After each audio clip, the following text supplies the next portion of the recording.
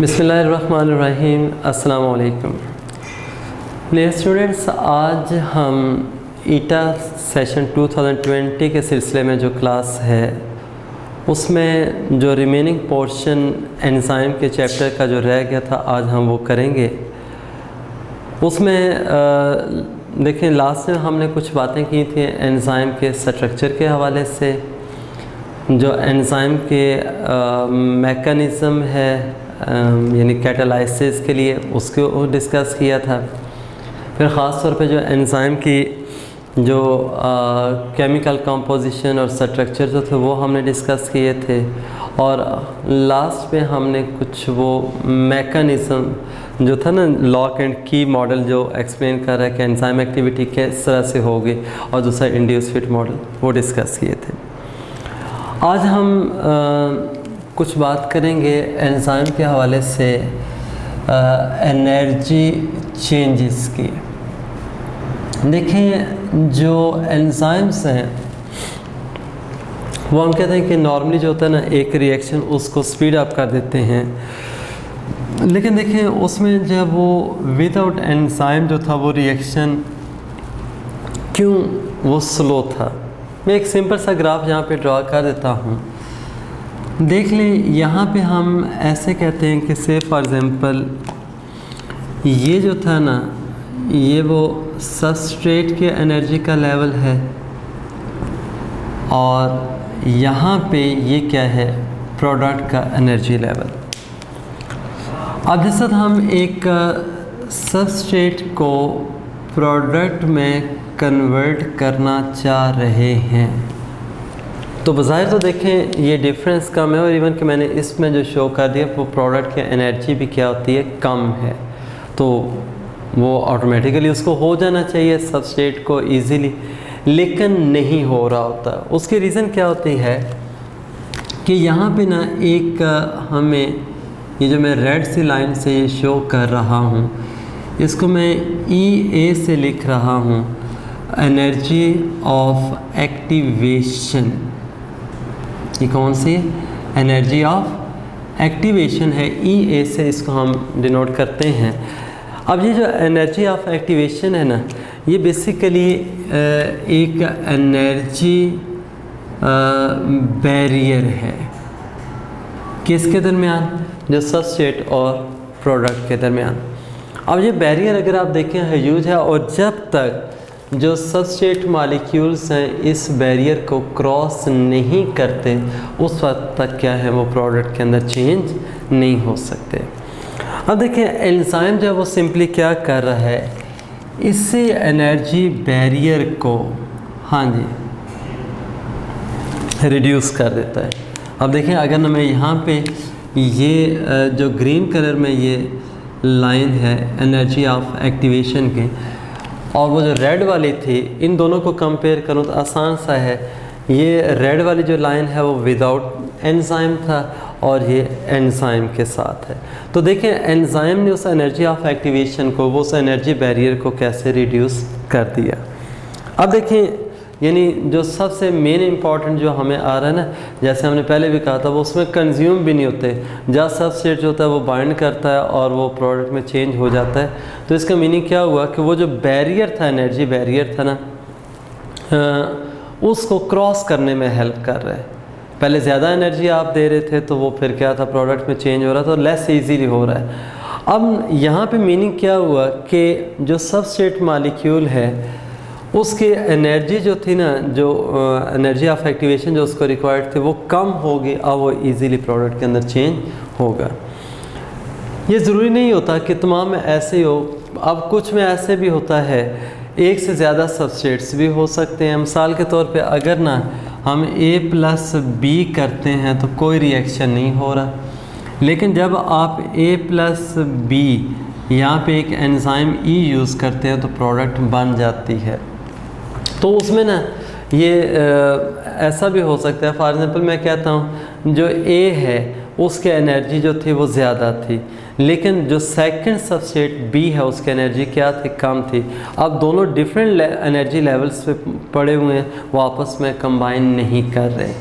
तो जो सेकंड हो सकता है ना इसमें, वो क्या करेगा, जो एंजाइम मॉलिक्यूल है वो बी जो सबस्टेट होगा उसके साथ एक कॉम्प्लेक्स बनाएगा और उसकी एनर्जी जो होती है उसको इंक्रीज़ कर देता है, और इंक्रीज़ करके जो दूसरा सबस्टेट है उसके इक्वल ले आता है। अब वो दोनों आपस में क्या रिएक्ट कर सकते हैं और इस तरह से वो प्रोडक्ट बन सकती है। एनीवे, यहाँ पे जो एनर्जी ऑफ एक्टिवेशन है वो मैं ये कहता हूँ वो प्रोडक्ट में कन्वर्शन के लिए जो एनर्जी थी वो चाहिए थी।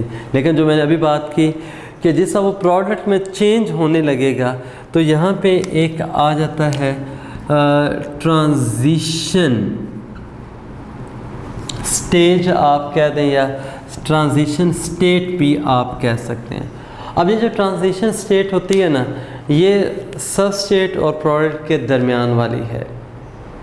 तो इसका मीनिंग क्या हुआ, वो जो ट्रांजिशन स्टेट थी वहाँ पे एनर्जी बैरियर जो था वो हाई था उस ट्रांजिशन स्टेट में तक पहुँचने के लिए। तो ये एमसीक्यू के लिहाज से एक और बात भी याद रखिएगा कि जो एंजाइम मॉलिक्यूल होगा वो क्या करेगा, that will make easy for a substrate molecule to reach a transition state from where it can be converted into product. तो ये आपने ना बात ये ध्यान में रखनी है, ट्रांजिशन स्टेट पे लाने का काम कर रहे हैं। यहाँ पे ना एक एग्जांपल जब वो पर ऑक्सीडेज एंजाइम के हवाले से आपकी बुक में भी उसने मेंशन की हुई है। देखिए, अगर हम इस तरह से हाइड्रोजन पर ऑक्साइड है, अगर उसको जब वो स्प्लिट करते हैं हम वाटर के अंदर और ऑक्सीजन में, तो हम क्या देखते हैं कि -86 किलो जूल्स पर मोल ये एनर्जी जो है वो क्या है, रिक्वायर्ड है, यानी उस हाइड्रोजन पर ऑक्साइड को ब्रेक करने के लिए। लेकिन ये क्या है, ये कौन सी एनर्जी थी जो कि क्या है, विद आउट एंजाइम थी। इसका मतलब क्या है, मुश्किल से होगा, बहुत स्लोली होगा। लेकिन अगर आप यही प्रोसेस करते हैं और उसको जब वो विद एंजाइम जब वो स्प्लिट करते हैं तो उसके लिए क्या होगा, 1 kilo joules of energy will be required. वो क्या हो जाएगी कि जैसा ये स्प्लिट होगा वहाँ पे 86 जो थे वो यूज़ हो रहे थे प्लस, और यहाँ प्लस 1 किलो जूल। तो अब देखिए कितने जो एनर्जी है वो क्या होगी, रिड्यूस होगी। और इतनी कम एनर्जी में क्या होगा, वो आसानी के साथ क्या है, ये जो मॉलिक्यूल है वो स्प्लिट हो रहा है। तो देखें ये विद एंजाइम जो है वो क्या था, एक्टिवेशन एनर्जी जो है वो रिड्यूस होगी। ये तकरीबन ये वैल्यू जो है ना, ये जस्टिफाई कर रही है इस ग्राफ को। तो ये थोड़ी सी बातें थी एनर्जी ऑफ एक्टिवेशन के लिए। अब नेक्स्ट आ जाता है यहाँ पे आपके बुक में भी उसने ना ये दिया हुआ है नॉमेनक्लेचर ऑफ एंजाइम्स। देखिए यहाँ पे बेसिकली जो नॉमेनक्लेचर है ना, वो नेमिंग के साथ है। तो नेमिंग जो होती है ना एंजाइम की, जब भी हम करते हैं ना तो बहुत आसान सा कि उसके एंड के ऊपर हम जो होता है ना ASE लगा दें। देखें ना, जैसे लिपिड को जो कह रहा होगा लाइपेज, एमाइलेज, ठीक है। तो अगर कोई एक ग्रुप है उसको ट्रांसफ़र कर रहा है तो ट्रांसफेरेज। तो इस तरह से क्या होता है, ये हमारे पास ये नॉमेनक्लेचर के लिहाज से वो बनती हैं एंडिंग। लेकिन हम ना अगर एंजाइम्स को जब वो क्लासीफाई करें तो हम क्या कहते हैं कि हमारे पास जब वो बेसिकली इनके 6 क्लासेस हैं। ये MCQs के लिहाज से याद रखिएगा कि एंजाइम्स को हमने क्या किया हुआ है, 6 क्लासेस के अंदर जब वो डिवाइड किया हुआ है। और उनमें यहाँ पे सबसे पहले जो मैं ये लिख रहा हूँ जो टाइप है, दैट इज़ ऑक्सीडो रिडक्टेजेस। अब देखें ऑक्सीडो रिडक्टेजेस का वर्ड आ रहा है, तो इसमें क्या है, ऑक्सीडेशन और रिडक्शन ये दोनों हैं।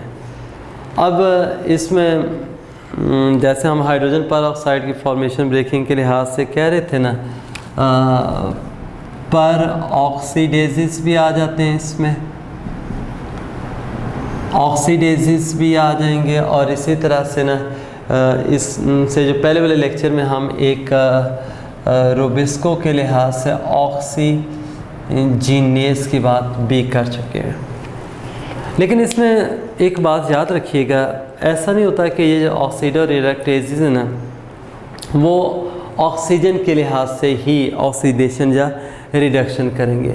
देखें इसमें ना ख़ास तौर पे जो बायोलॉजिकल ऑक्सीडेशन और रिडक्शंस चल रही होती हैं, उसमें ऑक्सीजन के अलावा हाइड्रोजन और इलेक्ट्रॉन्स होते हैं, वो भी क्या होंगे, उसमें इन्वॉल्व होते हैं। अब देख लेना, जैसे आपने फोटोसिंथेसिस और रेस्पिरेशन में पढ़ा था, तो उसमें क्या, अगर हाइड्रोजन रिमूव हो रही है तो ऑक्सीडेशन है। वही हाइड्रोजन अगर NADP जब वो एक्सेप्ट करता है या NAD करता है तो NADPH या NADH बन जाता है, वो रिड्यूस फॉर्म में कन्वर्ट हो रहे हैं। लेकिन किसी से उन्होंने क्या किया था, हाइड्रोजन जो जिसमें से रिमूव हुई है, तो वो क्या है, ऑक्सीडेशन हो रही है। अब इसी तरह से जब वही NADH स्प्लिट होगा और वो क्या करेगा, जाके ऐड कर देता है हाइड्रोजन, तो वो भी क्या हो जाएगा, रिडक्शन। तो इस तरह से हाइड्रोजन और इलेक्ट्रॉन्स की रिमूवल के साथ भी क्या होता है, ऑक्सीडेशन और रिडक्शन जो कार्य होते हैं, वो भी क्या है, इसी ऑक्सीडो रिडक्टेज जो कैटेगरी है उसमें फॉल करेंगे। नेक्स्ट आ जाता है जो कैटेगरी है, दैट इज़ ट्रांसफेरेज।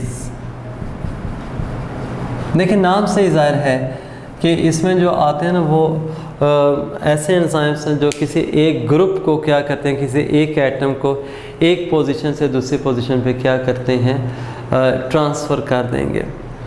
अब वो जो ट्रांसफ़र हो रहे होते हैं, ज़्यादातर जो आपके सिलेबस के अंदर भी हैं, उसमें अमाइनो ग्रुप भी ट्रांसफ़र किया जा सकता है।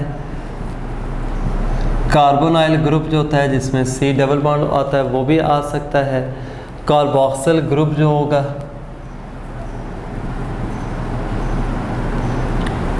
वो भी ट्रांसफ़र हो सकता है। देखें मिसाल के तौर पे कई ऐसे भी रिएक्शंस हैं जिनमें हम मीथाइल ग्रुप को भी करते हैं। एनीवे मैं यहाँ पे ना एक आपको एग्जांपल इस तरह से दे देता हूँ कि देखें, फॉर एग्जांपल जो ट्रांसफ़र कर रहा है ना एक ग्रुप दूसरे में, फॉस्फेट है या कार्बोनाइल ग्रुप था, एक कार्बन से दूसरे में ट्रांसफ़र हुआ। ग्लूकोज 6 फॉस्फेट आपने पढ़ा है, उसमें कार्बोनाइल ग्रुप जो था वो क्या था, फर्स्ट कार्बन, एल्डिहाइड शुगर है ना, लेकिन जैसे वो सेकंड पे जाएगा कीटोन बन जाएगा। तो कार्बोनाइल ग्रुप क्या है, फर्स्ट कार्बन से वो सेकंड पे ट्रांसफ़र हुआ, तो ठीक है वो कीटोन बन गई, एक फ्रुक्टोज बन गया, तो वो कीटोन जो है ना, तो उसमें क्या है, जो ट्रांसफरेज है, यानी बेसिकली वो आइसोमेरेज था, लेकिन वो क्या है, एक ग्रुप को दूसरे तक वो ट्रांसफ़र भी कर रहा है। लेकिन दूसरी तरफ अगर हम देखें, एक फॉस्फेट ग्रुप है, ATP पे था, ATP को स्प्लिट किया गया, फॉस्फेट आपने ला के ग्लूकोज पे कर दिया, ग्लूकोज 6 फॉस्फेट बन गया। या ATP को आप स्प्लिट करते हैं, फ्रुक्टोज 1,6,22 फॉस्फेट बना देते हैं, तो एक से दूसरे पे ग्रुप जब वो ट्रांसफ़र हो रहा है, तो ये क्या है, इस तरह के जो एंजाइम्स होंगे वो ट्रांसफेरेज में आएंगे। नेक्स्ट आ जाता है इसमें जो कैटेगरी है, थर्ड वन, हाइड्रोलेसिस। नेक्स्ट कौन से, हाइड्रोलेसिस। अब देखें नाम से ज़ाहिर हाइड्रोलिसिस हम बार बार पढ़ चुके हैं कि जिसमें क्या होगा कि वाटर जो है वो मॉलिक्यूल स्प्लिट होता है और इस तरह से क्या है वो यूटिलाइज होगा। अब देखें उसमें जो भी कंडेंसेशन से अपोजिट जो रिएक्शंस आप लोगों ने पढ़े थे ना, वो सारे के सारे क्या है, इसी में आएंगे। ठीक है, अब मिसाल के तौर पे देखें, मिसाल के तौर पे मैं इसमें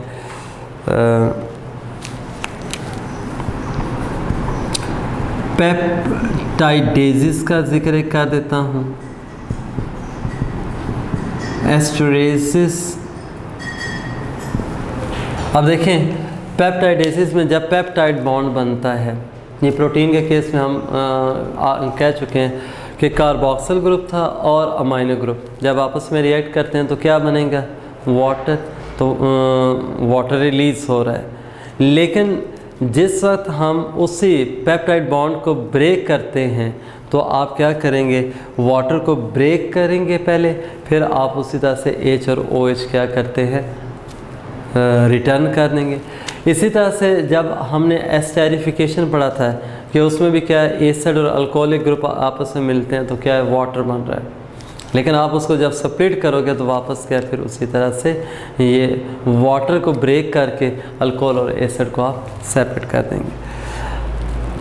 नेक्स्ट जो कैटेगरी आ जाती है वो है लाइएजेस। लेकिन देखें इसमें ना जो लाइएजेस और हाइड्रोलाइजेस है ना, ये दोनों जो होते हैं ना, बेसिकली ये स्प्लिटिंग ऑफ मॉलिक्यूल हो रही है। लेकिन उसमें क्या था, जैसे पेप्टाइडेसिस में हमने कहा कि आप पेप्टाइड बॉन्ड को ब्रेक करते हैं बट बाय यूटिलाइजिंग वाटर। मैंने शुरू में क्या दिया, वो कंडेंसेशन के क्या है, अपोजिट है। लेकिन जो लाइएजेस होते हैं ना, वो वाटर मॉलिक्यूल को जब वो यूटिलाइज नहीं करते। मैं इसमें एक मिसाल के तौर पे आपको एग्जांपल इस तरह से दे देता हूँ। आपने जब ऑक्सीडेशन ऑफ पायरुवेट पढ़ा था, अब देखें ना, जो पायरुविक एसिड होता है या पायरुवेट जो है उसमें क्या है, CH3 C double bond O C double bond O single bond OH। ये पढ़ा था ना, C3H4O3 जो होता है ना, ये पायरुवेट या पायरुविक एसिड का था ये। अब देखें होता क्या है, ये जो लाइएजेस इसको कैसे ये स्प्लिट कर सकते हैं। मिसाल के तौर पे ये देखें, जो एक कार्बोक्सिल ग्रुप है ना, इसका ये यहाँ से रिमूव होगा और कार्बोक्सिल ग्रुप जो है वो किस सूरत में रिमूव होगा, कार्बन डाइऑक्साइड के फॉर्म में। ये किस फॉर्म में होगा, कार्बन डाइऑक्साइड के फॉर्म में। तो बाकी जो आपके पास फिर रह जाता है CH3 C double bond O single bond H, जिसको आपने एसिटाल्डिहाइड का नाम दिया था। बाद में वो एसिटाइल ग्रुप में होता है और उसके बाद वो एसिटाइल कोएंजाइम A। एनीवे यहाँ पे देखें ये स्प्लिट हो गया है मॉलिक्यूल पायरुवेट का, किसके अंदर जी, एसिटाल्डिहाइड के अंदर प्लस कार्बन डाइऑक्साइड। स्प्लिटिंग तो हो रही है लेकिन कोई आपने वाटर यूटिलाइज नहीं किया। तो अब इसमें एक याद रखिएगा, लाइएजेस के अंदर ज़रूरी नहीं है ये जो कार्बन डाइऑक्साइड रिमूव हो रहा है भाई, उसमें ना अमाइनो ग्रुप भी रिमूव होता है, जैसे प्रोटीन की ब्रेकडाउन थी, इसमें वाटर मॉलिक्यूल भी जो होता है वो क्या है, रिमूव हो सकता है। अब ना ये जो लाइएजेस है ना, यहाँ पे मैंने जिस तरह से भी आपको एग्जांपल दिया कि इसमें हमने ना क्या किया है, कार्बन डाइऑक्साइड को रिमूव किया, तो ये डी कार्बोक्सिलेज होगा। ये कौन सा एंजाइम होगा, डी कार्बन। यानी अगर आप ना वही नेमिंग के लिहाज से इसको नाम दें ना, पायरुवेट डी कार्बोक्सिलेज कह सकते हैं। लेकिन एक याद रखिएगा, ये सिर्फ ना सिंपल इस तरह से स्प्लिटिंग नहीं है, बाज़ का ना ये ऐसे भी हो सकता है कि हम ना दो कार्बन के दरमियान डबल बॉन्ड बनाना चाह रहे हैं। जैसे मैंने कहा ना वाटर रिमूव होता है, तो H और OH को मिला के आप वाटर बना दें, दो कार्बन्स में डबल बॉन्ड जब वो बन रहा है। या फिर इसी तरह से एक आ जाता है कि जिसमें आप ना डबल बॉन्ड जो है वो उसको ब्रेक करते हैं, तो सिंपल उसमें कोई कार्बन डाइऑक्साइड है, अमाइनो ग्रुप कुछ भी ऐड कर लें। तो ये कहने का मतलब ये है कि ये इस तरह की स्प्लिटिंग में जो इन्वॉल्व होंगे वो लाइएजेस। नेक्स्ट जो कैटेगरी आ जाती है दैट इज़ आइसोमेरेजेस। कौन से, आइसोमेरेजेस। अब देखिए ये जो आइसोमेरेज है, नाम से ज़ाहिर है कि वो आइसोमर जो होगा उसको क्या करेंगे, फॉर्मेशन को कंट्रोल कर रहे होते हैं। अब देखें एक आइसोमर जो है वो कैसे बनता है। से फॉर एग्ज़ाम्पल अभी मैंने एक नाम भी लिया था कि ये ग्लूकोज जो 6 फॉस्फेट है, ये आपको मैं वो एग्जांपल दे रहा हूँ जो आपने पढ़ी हुई है, वो कन्वर्ट हो रहा है किस में, फ्रुक्टोज 6 फॉस्फेट के अंदर, ठीक है। और इसको हम ना कह सकते हैं ये हेक्सो आइसोमेरेज एंजाइम होगा, यानी ये कौन सी कैटेगरी होगी, आइसोमेरेज होगी, जो कि क्या करते हैं, मिसाल के तौर पे एक आइसोमर को दूसरे के अंदर जब वो चेंज कर देते हैं। फिर इसी तरह से आपके सिलेबस में ना उसने एक म्यूटेजिस का जिक्र भी किया है, म्यूटेज एंजाइम भी आता है। देखें मिसाल के तौर पे अगर एक जगह पे था, आपने पढ़ा था कि वो 1,3 जो है वो फॉस्फेट ग्रुप 1 और 3 पे लगा हुआ था, तो एसीटोन 1,3 डाईहाइड्रोक्सी एसीटोन फॉस्फेट, तो अगर आप ना वो एक में से रिमूव कर देते हैं तो अब मिसाल के तौर पे इसी तरह उसमें एक प्रोडक्ट बनी थी, और मैं सारा वो प्रोसेस नहीं उस डिटेल में जाना चाह रहा, कि उसमें एक आपने पढ़ा था 3 फास्फोग्लिसल्डिहाइड बनता है बाद में, और वो फिर 3 फास्फोग्लिसल्डिहाइड को आप 2 में चेंज करते हैं। अब देखें वो एक फॉस्फेट ग्रुप को आप क्या कर रहे हैं, ट्रांसफ़र कर रहे हैं। अब देखें वो जो 3 फास्फोग्लिसल्डिहाइड से आप 2 फास्फोग्लिसल्डिहाइड बनाते हैं,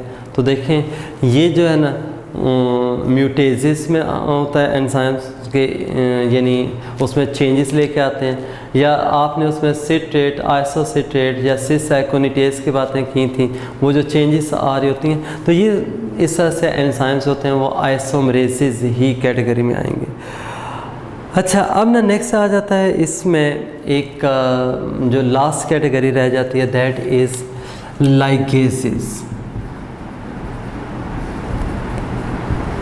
देखें लाइगेज जो है ना, ये आपने पढ़ा भी था जो डीएनए वगैरह में ना, और ख़ास तौर पे वो जो रेप्लिकेशन होती है, जो लैगिंग स्ट्रैंड था उसमें ओकाज़की फ्रैगमेंट्स, वहाँ पे इसका जिक्र आया था कि उनको आप क्या करते हैं, जोड़ते हैं। फिर बायोटेक्नोलॉजी वाले चैप्टर में भी आपने पढ़ा था, ख़ास तौर पे जिस वक्त हम रिकॉम्बिनेंट डीएनए बना रहे होते हैं, तो तब भी क्या करेंगे, जो 2 डीएनए के फ्रैगमेंट्स हैं उनको आपस में यूनाइट करते हैं, तो ये कौन से एंजाइम होंगे, लाइगेसेस। लेकिन एक याद रखिएगा, लाइगेसेस जब भी 2 पीसेस को ज्वाइन करते हैं ना, उसके लिए एनर्जी चाहिए होती है, और ये जो लाइगेसेस हैं वो एनर्जी यूटिलाइज़ करते हैं कहाँ से, जो एटीपी से है आ रही होती है। तो ये क्या था, मेन इम्पॉर्टेंट था, यानी लाइगेसेस होते हैं वो क्या हैं, बेसिकली 2 जो हैं वो सब यूनिट्स को या 2 फ्रैगमेंट्स होते हैं ना, उनको आपस में अटैच करने के लिए हम यूज़ कर रहे हैं। अब ना ये बात ना इस तरह से MCQs इनमें बहुत सारे बनते हैं, कि मिसाल के तौर पे जैसे हमने कहा है ना कि एस्टरेसिस कौन सी कैटेगरी में आएगा, ठीक है, या मिसाल के तौर पे ये डीकार्बोक्सिलेज जो है वो किस में आ रहा है। तो इस तरह से भी ना ये आपने जहन में रखना है कि ये आपके पास वैरायटी ऑफ एंजाइम्स हैं जो आ सकते हैं। आपकी बुक में ना आई थिंक एपीमेरेज का और म्यूटेजिस का जिक्र किया हुआ है, उसमें आइसोमेरेज के अंदर, और इस तरह से ना जो मिसाल के तौर पे डीएनए लाइगेस एंजाइम जो था उसका भी जिक्र किया हुआ है, जो बेसिकली क्या होता है, डीएनए के पीसेस को ज्वाइन करने के लिए हम यूज़ करते हैं। अब हम नेक्स्ट आते हैं factors which affect the enzyme activity. देखें जो फैक्टर्स हैं अफेक्टिंग एंजाइम एक्टिविटी भी कह सकते हैं, या आप इसको सिंपली कैटालाइसिस भी कह सकते हैं। फैक्टर्स अफेक्टिंग कैटालाइसिस या एंजाइम एक्टिविटी, उसमें बहुत सारे हैं, यानी आपने जैसे पहले पढ़ा हुआ है कि टेम्परेचर भी आ जाता है, उसमें पीएच भी आ जाती है, उसमें सबस्ट्रेट कंसंट्रेशन भी आ जाती है, उसमें ख़ास तौर पे जो एंजाइम कंसंट्रेशन वगैरह है, ये सारे। सबसे पहले हम स्टार्ट यहाँ पे लेंगे टेम्परेचर से।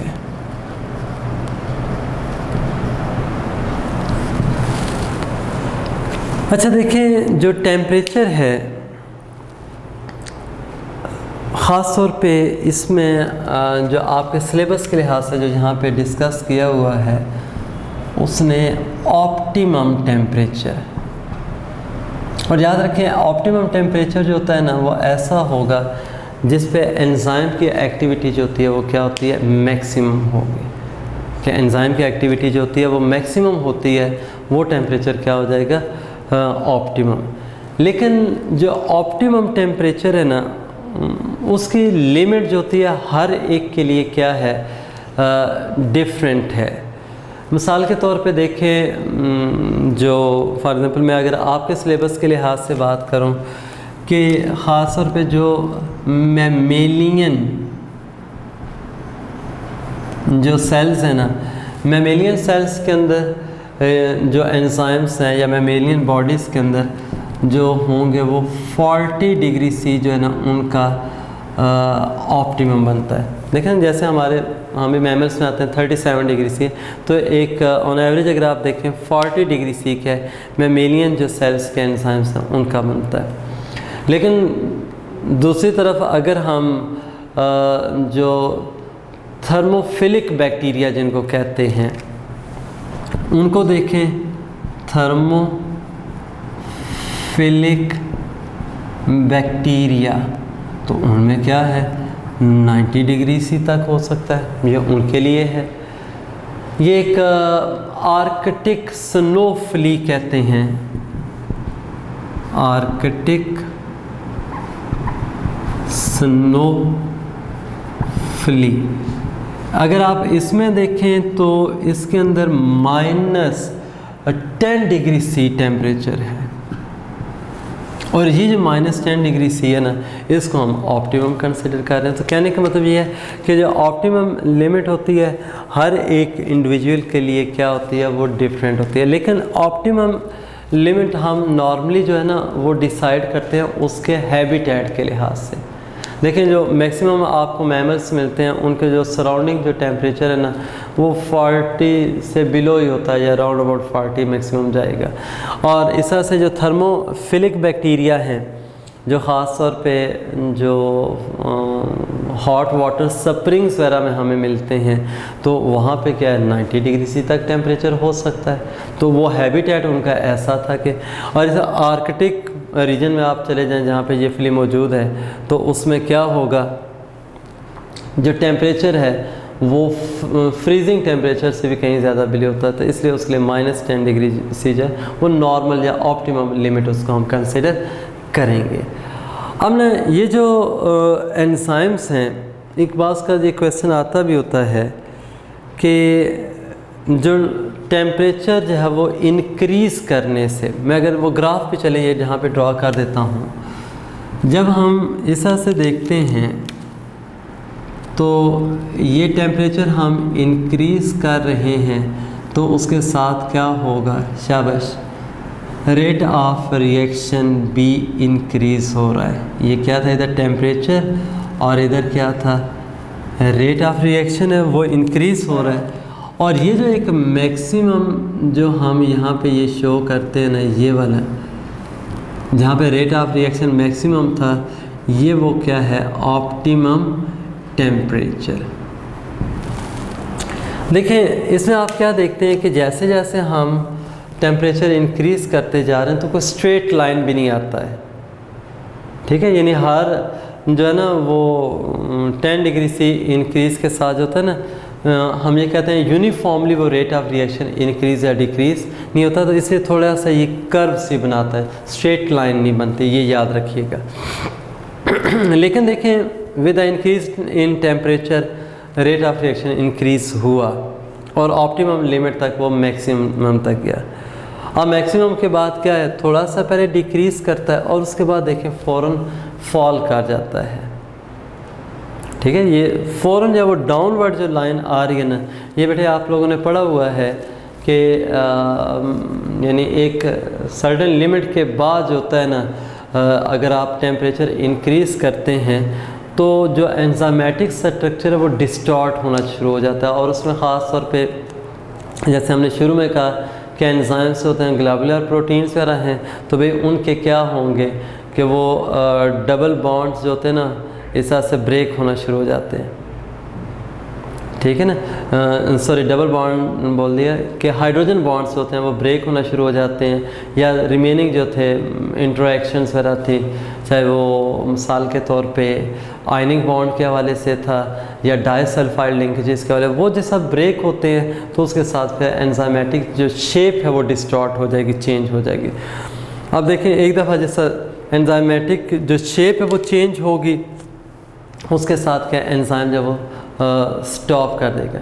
कुछ बुक्स में आपने वो देखा भी होगा, वो ग्राफ ज़रा गलत बना होता है कि स्लोली वो शो कर रहे होते हैं, ये स्लोप जैसे ये अपवर्ड जा रही थी तो इसे डाउनवर्ड नहीं। जब एंजाइम जो होता है ना वो एक पर्टिकुलर टेम्परेचर पे जब डी नेचर होता है तो सिर्फ ये नहीं है कुछ मॉलिक्यूल्स हो गए हैं और कुछ नहीं हुए। जब डी नेचर होगा तो सारे के सारे जो है ना एंजाइम मॉलिक्यूल क्या होंगे, they will be D nature at the same temperature. तो जब सारे एंजाइम मॉलिक्यूल हुए तो क्या होगा, इमीडिएटली रिएक्शन जो होता है वो स्टॉप हो जाएगा, तो रिएक्शन रेट जो होता है वो ज़ीरो। अब ना देखिए यहाँ पे ये पहली बात ये कि हमने उसी ये स्टॉप को जब वो शो किया है। दूसरी बात ये कि जो एंजाइम एक्टिविटी है वो हर 10 डिग्री सी के साथ क्या है वो इंक्रीज़ करती रहती है। अब वो जो 10 डिग्री सी के साथ इंक्रीज़ कर रही थी ना, इसके लिए हम एक यूज़ करते हैं एक टेम्परेचर कोफिशिएंट उसको कहते हैं। ये जो टेम्परेचर कोएफिशिएंट है इसको हम ना इस तरह से डिनोट करते हैं Q ये 10 से, यानी आप यूँ कह लें कि ये रिलेटिव इंक्रीज़ होती है एंजाइमेटिक एक्टिविटी में with the increase in every 10 degree C temperature. यानी हर 10 डिग्री सी के बाद वो कितनी उसमें इंक्रीज आ रही है, तो Q10 इसको कह दें, ये टेम्परेचर कोफिशिएंट है जिसके थ्रू हम क्या करते हैं एंजाइमेटिक जो है वो एक्टिविटी जो इंक्रीज़ कर रही है उसको ऑब्ज़र्व करते हैं। बाकी रह गया एंजाइम्स जो होते हैं ना, अगर आ जाता है 0 डिग्री सी पे तो भाई 0 डिग्री सी पे भी क्या होगा, एट 0 डिग्री सी एंजाइम्स जो होते हैं ना दे आर फंक्शनल, लेकिन वो फंक्शनल तो होंगे लेकिन बहुत स्लो होते हैं। क्या होंगे वो फंक्शनल तो होंगे लेकिन क्या होंगे बहुत स्लो होंगे।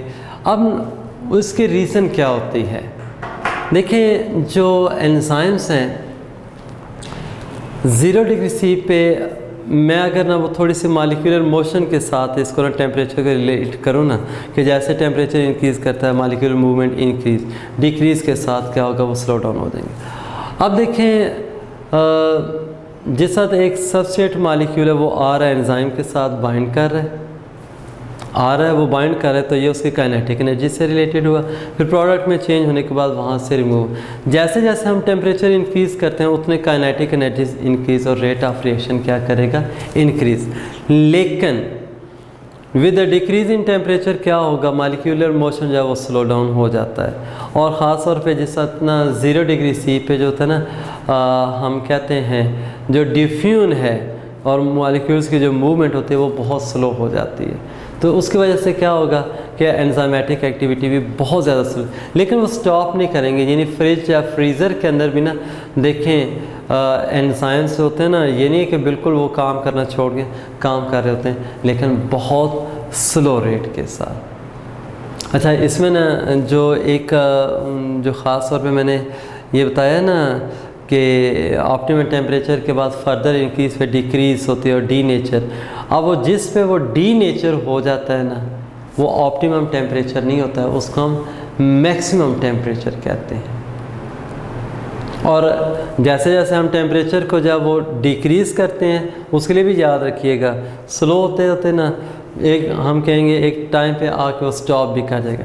अब दोबारा फिर यानी एक एंजाइम जब वो स्टॉप कर गया फंक्शनिंग, अब जब आप दोबारा से उसको हीट करेंगे या वार्म अप करते हैं, अब एक टेम्परेचर पे आके दोबारा वो क्या अपनी एक्टिविटी स्टार्ट करेगा।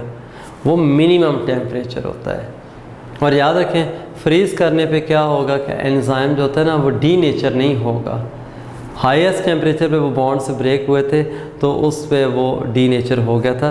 तो जब हम उसको टेम्परेचर को इंक्रीज़ करना शुरू करते हैं लोएस्ट वैल्यू से, तो एक लिमिट के बाद एंजाइम जो होता है वो एक्टिव हो जाता है। उस टेम्परेचर को मैंने क्या कहा है, मिनिमम।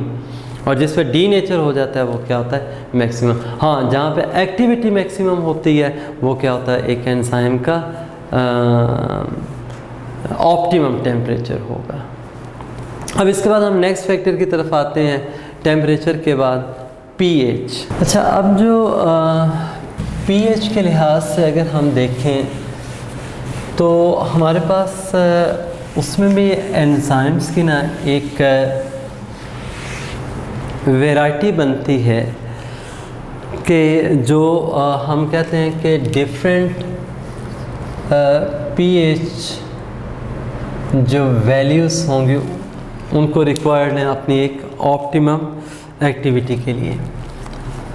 अब देखें अगर मैं यहाँ पे उसी तरह से जैसे ऑप्टिमम टेम्परेचर की बात कर रहा था, तो ऑप्टिमम पीएच अगर हम देखें तो वो भी हर एक एंजाइम की जो होती है वो डिफरेंट है।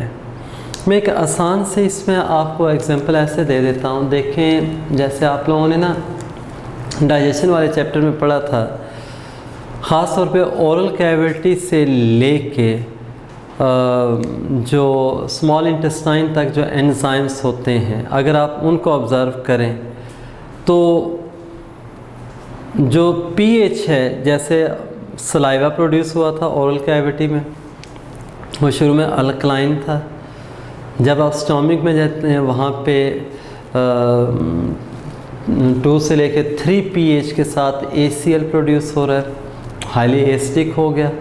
फिर जब ड्यूडिनम में फूड जाता है उसके साथ दोबारा से जैसा क्या करेंगे, मिक्स होंगे, जो बाइल साल्ट्स वगैरह होते हैं उसको न्यूट्रलाइज कर रहे होते हैं, करते करते वो क्या है फिर दोबारा से अल्कलाइन में। ये क्यों कन्वर्जन्स ऐसे हो रही थी कि हर एक जो पोर्शन था ना उसमें जो एंजाइम्स होते हैं वो डिफरेंट पीएच के ऊपर काम कर रहे होते हैं। मिसाल के तौर पे अगर हम ना स्टोमिक वाला देखें, जो पेप्सिन एंजाइम आप लोगों ने पढ़ा हुआ है, पेप्सिन जो होता है ना वो हाईली एसिडिक मीडियम में करता है, लेकिन दूसरी तरफ जो ट्रिप्सिन एंजाइम पढ़ा था वो भी प्रोटीन डाइजेस्टिंग है, लेकिन वो क्या एसिडिक मीडियम में नहीं काम करता बल्कि किस में करेगा, अल्कलाइन में करेगा। एनीवे यहाँ पे अगर मैं ग्राफिकली इस चीज़ को शो कर दूँ, तमाम एंजाइम्स के लिए अगर हम पीएच का ना ऐसे करते हैं, ये देखें जस्ट लाइक दिस, मैं ये ग्राफ ड्रॉ कर रहा हूँ और इसमें ये मैं इस तरह की ना ये ग्राफ की जब वो एक स्लोप से ये शो कर रहा हूँ कि ये रेट ऑफ रिएक्शन था।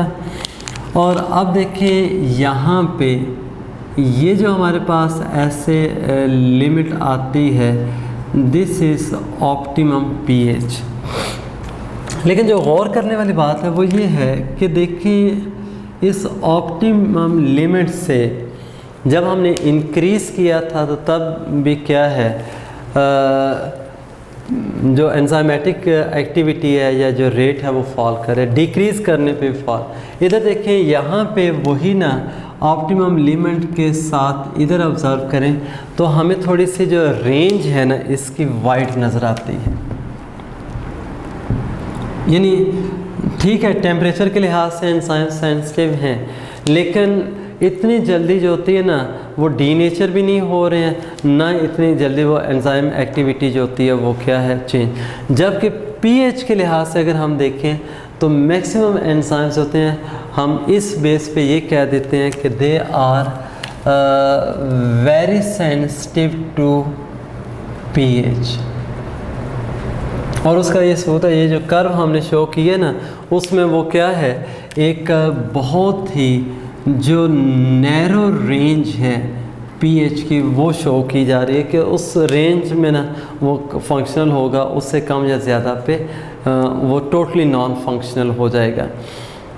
अब देखिए सबसे पहली बात कि जो पीएच है ना जैसे हमने कहा था टेम्परेचर में नॉन फंक्शनल वो होता है वो डी नेचर। यहाँ पे भी क्या होगा कि ऑप्टिमम लिमिट से हट के जब वो टेम्परेचर में चेंजेस आती हैं तो पीएच के चेंज के साथ क्या होगा, एंजाइम्स डी नेचर हो जाते हैं।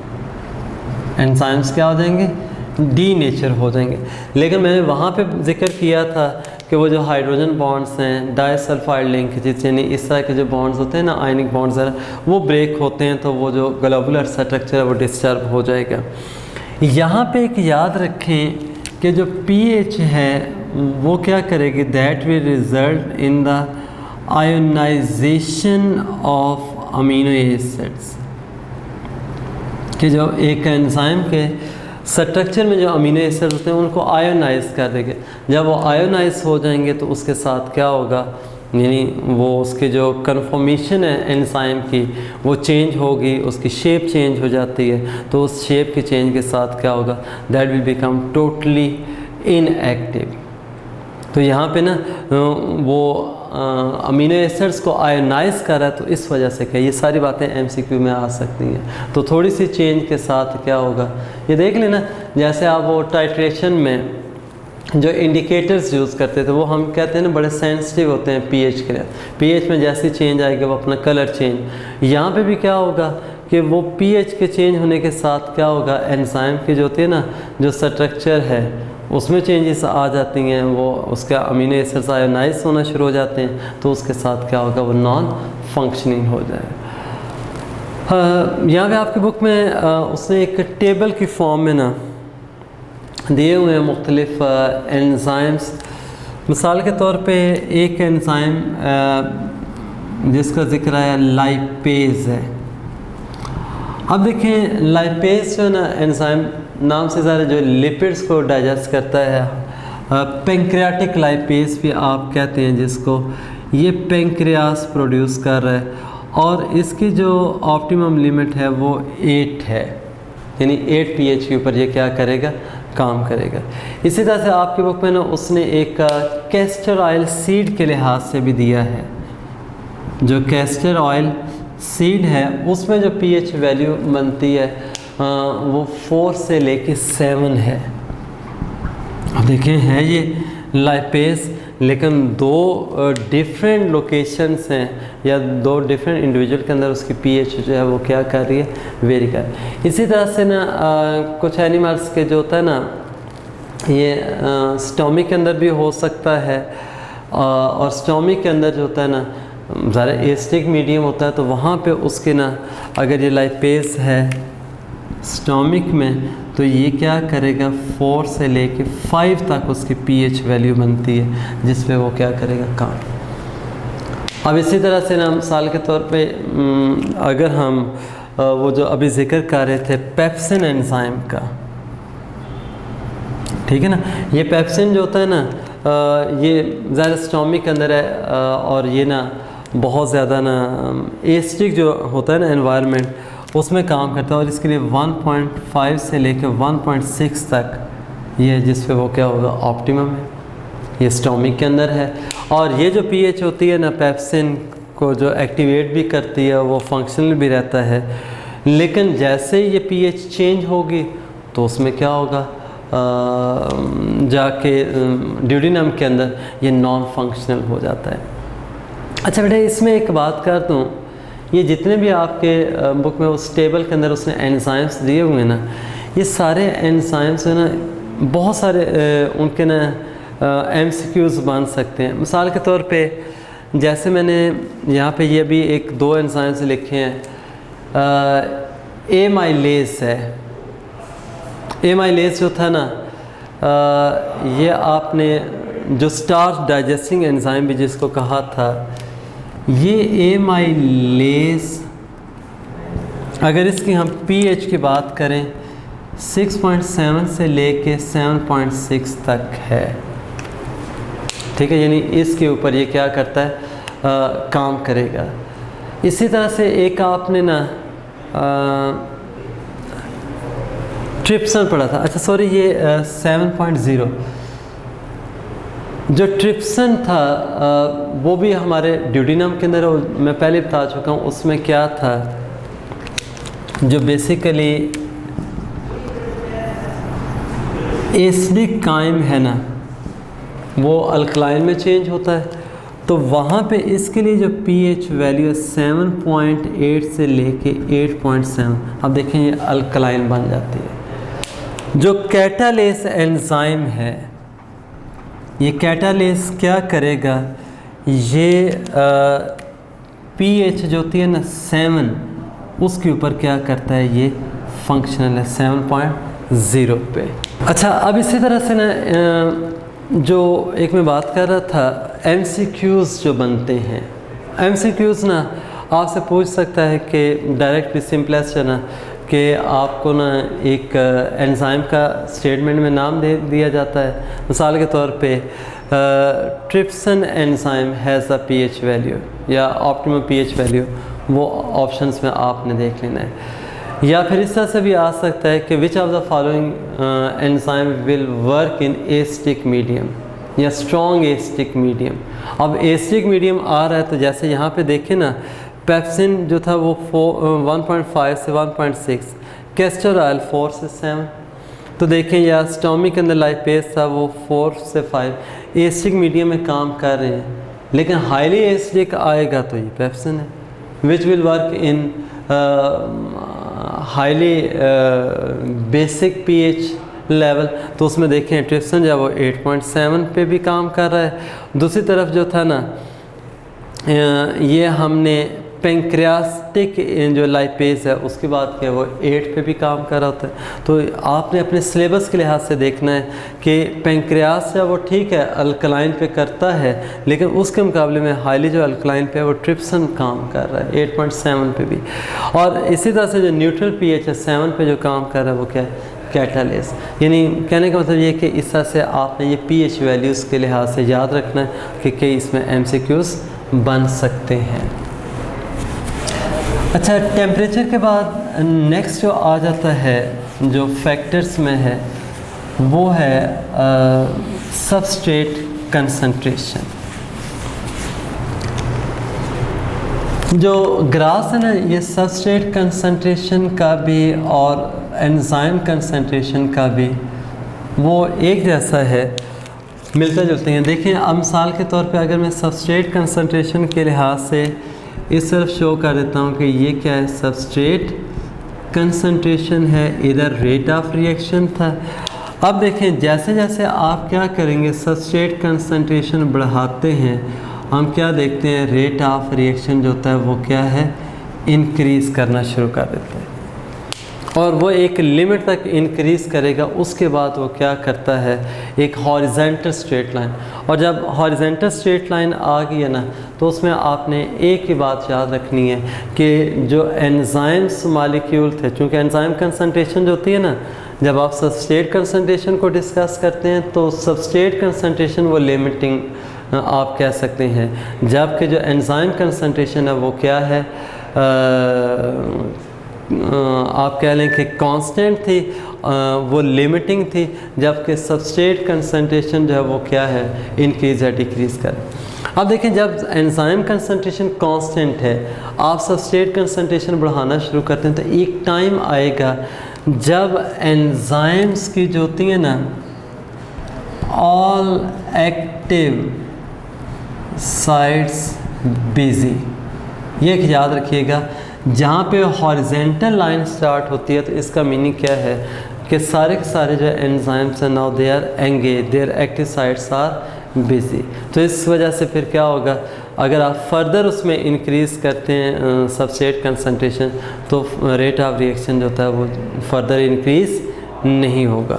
इसी तरह से जो दूसरा हमने कहा था अभी, जो एंजाइम कंसंट्रेशन है, तो एंजाइम कंसंट्रेशन में भी क्या होगा कि सबस्ट्रेट कंसंट्रेशन जो होती है ना वो आपके पास यानी वो एक उस तरह से लिमिटिंग फैक्टर होता नहीं है। तो इधर आप कर दें कि ये एंजाइम कंसंट्रेशन थी जो कि चेंज हो रही है, इंक्रीज़ आप करते जा रहे हैं, इधर रेट ऑफ रिएक्शन था।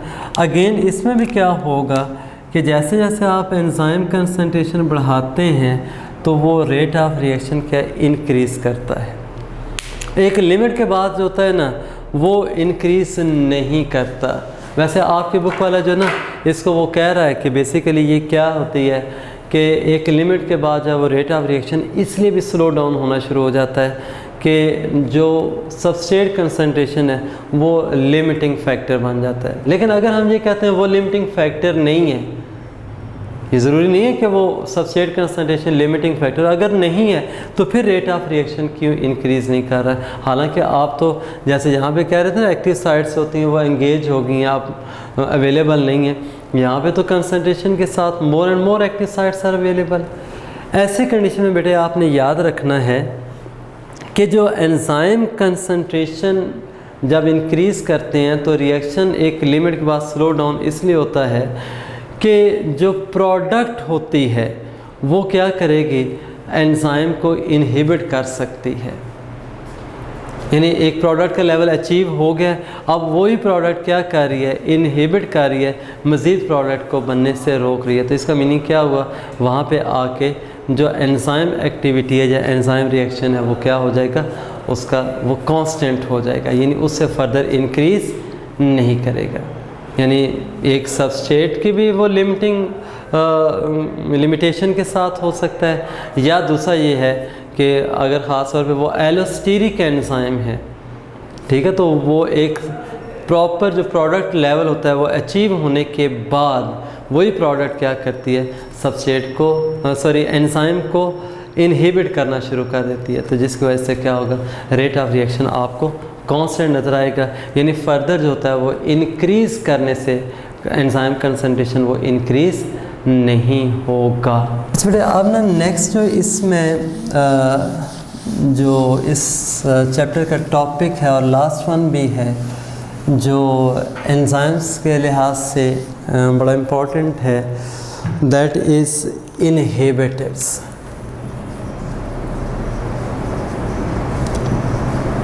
इनहिबिटर्स देखें, बहुत आसान सी बात कि इनहिबिटर क्या होगा कि विच विल स्टॉप कह दें या विच विल ब्लॉक एंजाइमेटिक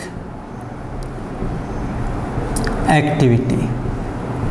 क्या करता है, जो एंजाइमेटिक एक्टिविटी को ब्लॉक कर दे या उसको स्टॉप कर दे, यानी जो नॉर्मली वो सबस्ट्रेट उसके साथ कंबाइन कर रहा है फिर प्रोडक्ट में चेंज हो रहा है, तो ये फिर क्या हो जाएगा, इनहिबिशन या एंजाइम इनहिबिशन भी कहते हैं। और वो जो सब्सटेंस होगी जो उसको ब्लॉक करेगी वो क्या होती है, इनहिबिटर। अब इसमें एक बड़ा इम्पॉर्टेंट है, वो याद रखिएगा कि जो इनहिबिटर्स हैं ना वो दो तरह के होते हैं। एक वो हैं जो कि नेचुरल हैं और दूसरे जो हैं वो कौन से हैं, आर्टिफिशियल हैं। क्या होंगे, एक उसमें नेचुरल होंगे और दूसरे कौन से होते हैं, आर्टिफिशियल। देखें ख़ास तौर पे जो एंजाइम्स के हवाले से ना जो इनहिबिटर का जब भी आता है तो लोग मैक्सिमम स्टूडेंट्स यही समझ रहे होते हैं कि शायद ये ना आर्टिफिशियली ही इनहिबिट किया जाता है। ऐसा नहीं है। देखें कुछ ऐसे भी होते हैं, मिसाल के तौर पे एंजाइम्स है ना जो उनकी एक नॉर्मल फंक्शनिंग है उसको कंट्रोल करने के लिए भी क्या होगा, इनहिबिटर्स जो होते हैं वो मौजूद होते हैं, अवेलेबल होते हैं एक सेल के अंदर। यानी ख़ास तौर पे जो एक था ना जिसको हम कहते हैं रेगुलेटरी एंजाइम, रेगुलेटरी एंजाइम में याद रखिएगा कि जो एंजाइम इनहिबिशन है ये उसके नॉर्मल फंक्शनिंग का पार्ट है। और वो इनहिबिशन किस लिए की जा रही होती है, just to control the amount of product. जैसे मैंने पहले बोल दिया था कि अगर जब वो रेगुलेटरी एंजाइम को देखें तो एक लिमिट से ज़्यादा जब वो प्रोडक्ट नहीं बनाते, बेशक सबस्ट्रेट अवेलेबल होता है, असल जो उसके बिहाइंड रीज़न है कि जब प्रोडक्ट अपने उस लेवल पे पहुंच जाएगा तो वही प्रोडक्ट क्या करता है, नेचुरली क्या है उस एंजाइम को जब वो इनहिबिट करना शुरू कर देता है। अब वो जो इनहिबिट करेगा वो किस तरह से करता है कि देखें, जैसे हम पहले भी पढ़ते आए हैं। फॉर एग्ज़ाम्पल मैं ऐसे ही एक शो कर देता हूँ, ये एक एंजाइम, ये उसकी क्या है, ये एक्टिव साइट, और ये देख लें ये मैंने इस तरह से एक और साइट भी बना दी। ये क्या थी उसकी, ये एक्टिव साइट है, और ये वाली जो होती है this is called as allosteric site. अब ये जो एलोस्टेरिक साइट होती है ना, ये एक्टिव साइट से डिफरेंट होती है।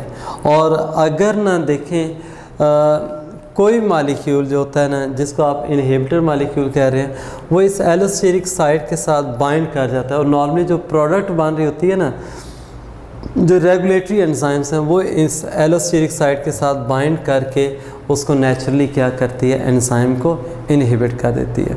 और ये कब बाइंड करती है, ये भी याद रखिएगा कि जिस साथ नॉर्मल लेवल से, ये क्या था, नॉर्मल लेवल से जो प्रोडक्ट का लेवल है वो क्या कर रहा है, इंक्रीज़ कर रहा है, तब ये इनहिबिशन हो रही है। एनीवे, ये जो इनहिबिशन होती है और इनहिबिटर्स हैं, इनको हम फर्दर जो होता है ना वो दो मेन कैटेगरीज में डिवाइड करते हैं। एक को हम नाम देते हैं कॉम्पिटिटिव इनहिबिटर्स का, और दूसरी जो कैटेगरी होगी they will be non competitive inhibitors. अब देखें, जो कॉम्पिटिटिव इनहिबिटर्स हैं, नाम से ज़्यादा है, दे विल बी कम्पीटिंग। भाई कैसे कम्पीट करते हैं, जस्ट ये इनहिबिटर्स जो होंगे they will show a structural similarity. इनमें क्या होगी, स्ट्रक्चरल सिमिलैरिटी होगी, किसके साथ, विद एक्चुअल सबस्ट्रेट। क्या होगा, जो एक्चुअल सबस्ट्रेट मालिक्यूल है उसके साथ ये स्ट्रक्चरली रिजेंबल करते हैं। जब रिजेंबलेंस होगी तब ये क्या करेंगे उसके साथ। मिसाल के तौर पे देखें ना, मैं अगर ना एक ये जो एंजाइम आपके सामने ड्रा किया है, अगर इस तरह से एक ये मैं सबस्ट्रेट शो करता हूँ, ये एक्चुअल है, और अगर एक सबस्ट्रेट मालिक्यूल ऐसा है जो जस्ट लाइक दिस शेप है, ये देखें आके उसके साथ ज़रूर बाइंड कर जाएगा, लेकिन चूंकि वो एक्चुअल नहीं है तो वो प्रोडक्ट के अंदर जो होता है वो कन्वर्ट नहीं होगा। और ज़ाहिर है जब तक वो प्रोडक्ट में कन्वर्ट नहीं होता तो वो वहाँ से रिलीज़ भी नहीं होगा। तो इसलिए वजह से हम क्या कहेंगे कि वो क्या इनहिबिटर है, और चूँकि रिजेंबल कर रहा था तो कॉम्पिटिटिव इनहिबिटर। तो यहाँ पे ना साबित क्या हुआ कि जो मालिक्यूल्स जो होते हैं वो स्ट्रक्चरली रिजेंबल कर रहे होते हैं सबस्ट्रेट के साथ, उस रिजेंबलेंस की वजह से क्या they can fix into the active site of that enzyme, so they will be competitive inhibitor. लेकिन ये जो कॉम्पिटिटिव इनहिबिटर्स हैं ये होते रिवर्सेबल हैं। वो रिवर्सेबल इस सेंस में होते हैं कि ज़ाहिर कोई वो उस तरह से परमानेंट बॉन्डिंग नहीं बना रहे हैं, बल्कि वो क्या है सिंपली उसको ब्लॉक करते हैं, फिज़िकली ब्लॉक कर देंगे। हाँ, जब सबस्ट्रेट कंसंट्रेशन इंक्रीज़ होती है, भाई वो सबस्ट्रेट कंसंट्रेशन कैसे इंक्रीज़ होगी, जब एंजाइम इनहिबिटेड है, अब वो प्रोडक्ट यूटिलाइज हो रही है सेल के अंदर, और जो सबस्ट्रेट है वो भी आ रहा है, सबस्ट्रेट कंसंट्रेशन बढ़ती जा रही है, लेकिन सबस्ट्रेट प्रोडक्ट में नहीं कन्वर्ट हो रहा। तो जैसे जैसे सबस्ट्रेट जो होती है वो कंसंट्रेशन बढ़ेगी तो वही सबस्ट्रेट मालिक्यूल क्या करेंगे, वो उस इनहिबिटर मालिक्यूल को वहाँ से रिमूव कर देंगे। तो आसान सा यानी एमसीक्यू में आ सकता है कि जो इनहिबिटर होता है ना, और ख़ास तौर पे जो रिवर्सेबल वाले होते हैं उनको आप रिमूव कैसे कर सकते हैं कि just by increasing the substrate concentration. इसके बाद ना जो दूसरे आ जाएंगे जिनमें ना मिसाल के तौर पे आ जाएगा जो स्ट्रक्चरल डिफरेंसेस होगा उनको हम नाम देते हैं नॉन कॉम्पिटिटिव इनहिबिटर्स। अब देखें ये नॉन कॉम्पिटिटिव इनहिबिटर्स क्या होंगे, जो कम्पीट नहीं कर रहे होते तो वो क्या है, नॉन कॉम्पिटिटिव हैं। और कम्पीट किस लिए नहीं करते, वो डिफरेंट होते हैं, वो उस एक्टिव साइट के साथ बाइंड नहीं कर। अब देखिए जैसा वो एक्टिव साइट के साथ बाइंड नहीं करेंगे तो क्या होगा कि ये किधर बाइंड करेंगे, आइदर टू एलोस्टेरिक साइट या फिर क्या होगा टू द एंजाइम सरफेस, जो एंजाइम की सरफेस होगी वहाँ पे कर लेंगे। अब देखें जैसा ये सरफेस के ऊपर उस पर अटैच हो जाते हैं तो बॉन्डिंग की वजह से क्या होगा, ये दोनों जो होंगे these will result in change in shape of active site.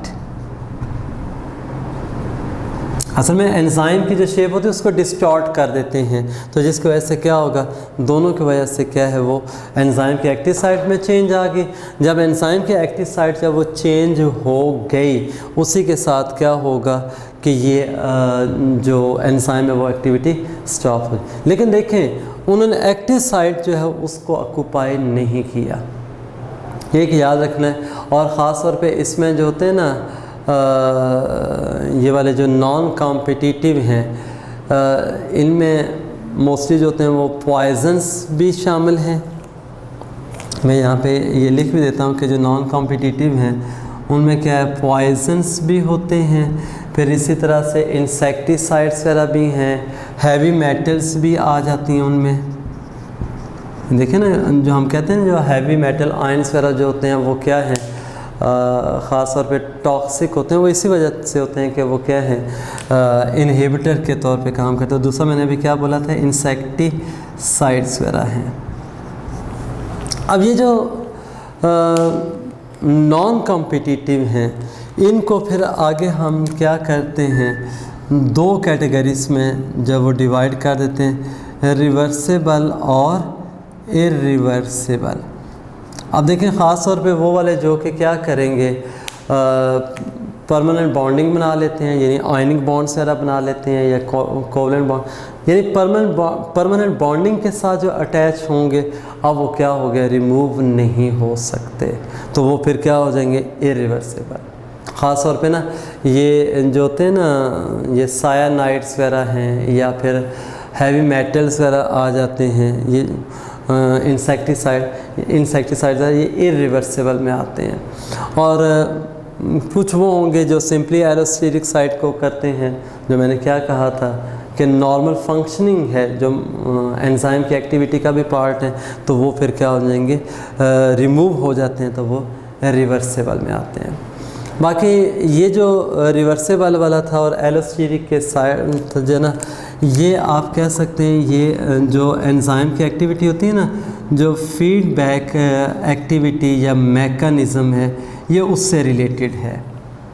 अब देखें ना जिस साथ एक रेगुलेटरी एंजाइम है को उसने उसका लेवल मेंटेन करना है, तो भाई कैसे वो रेगुलेट करेगा, जब एक नॉर्मल लेवल तक वो पहुंच जाएगा प्रोडक्ट का लेवल, तो उसके बाद वो इनहिबिशन स्टार्ट होती है। तो ये क्या है, एक तरह का जो फीडबैक मैकेनिज़्म के थ्रू क्या है उसको कंट्रोल किया जा रहा होता है। तो यहाँ तक जो था वो इनहिबिटर्स का था, ये बिल्कुल आसान सा। इंशाल्लाह नेक्स्ट टाइम जो हम चैप्टर 4 स्टार्ट करेंगे। यहाँ तक अगर कोई भी कन्फ्यूजन हुई तो वो इंशाल्लाह जब डिस्कशन सेशन में हम डिस्कस करेंगे। थैंक्स वेरी मच एंड अल्लाह हाफ़िज़।